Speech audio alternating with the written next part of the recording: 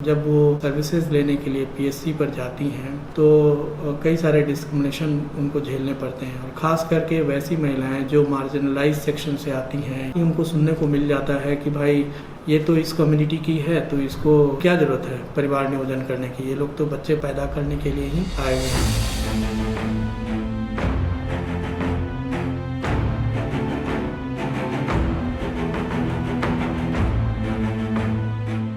Abortion से related अगर आप बात कर रहे हैं तो सबसे पहले तो हमें अपने समुदाय में इस बात को लेके स्वीकार कराने पड़ेंगे लोगों से कि वो ये समझे कि ये इलीगल नहीं है।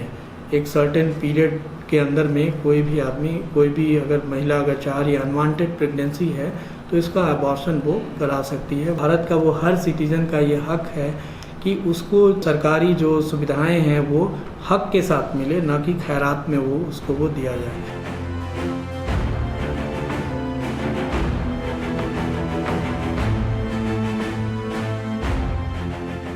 सीएचसी यहाँ पर होना चाहिए बिहार के अंदर में, लेकिन सीएचसी का नंबर बहुत ही कम है।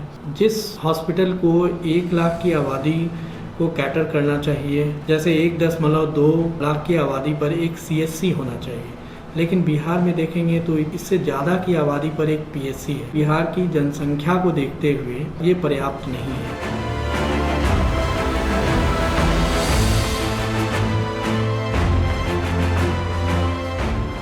बिहार की अगर हम टोटल फर्टिलिटी रेट की अगर बात करें, जो कुछ सालों में ये कम हुआ है, तो कम होके 3.2 हो गया है बिहार की फर्टिलिटी रेट, जो कि कई अन्य राज्यों से अभी भी ज़्यादा है। फैमिली प्लानिंग की जब भी बात होती है तो हम महिलाओं को सोचने लगते हैं, लगता है कि ये उनकी ही जिम्मेदारी है। दरअसल ऐसा है नहीं। महिलाओं के लिए तो ये सुविधाएं उपलब्ध होनी चाहिए, और उपलब्ध ऐसी होनी चाहिए कि एक उनको इज्जत के साथ ये सर्विसेज मिले। अबॉर्शन का जो सर्विसेज है अभी भी जो सरकारी अस्पताल हैं वहाँ पर उतने इफ़ेक्टिव नहीं हैं, या यूँ बोले कि बहुत ज़्यादा वहाँ पर मिलते भी नहीं हैं।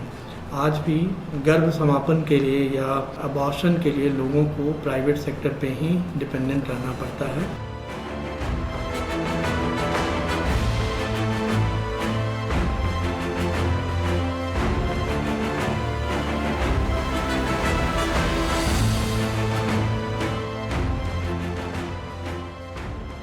जो स्वयं सहायता समूह है या पंचायत है, ये दोनों जगहों पे महिलाओं की संख्या बहुत ज़्यादा है। तो ये एक बहुत बड़ा प्लेटफॉर्म है जिसका सरकार अगर चाहे तो इस्तेमाल कर सकती है इस तरह के सामाजिक मुद्दों के ऊपर।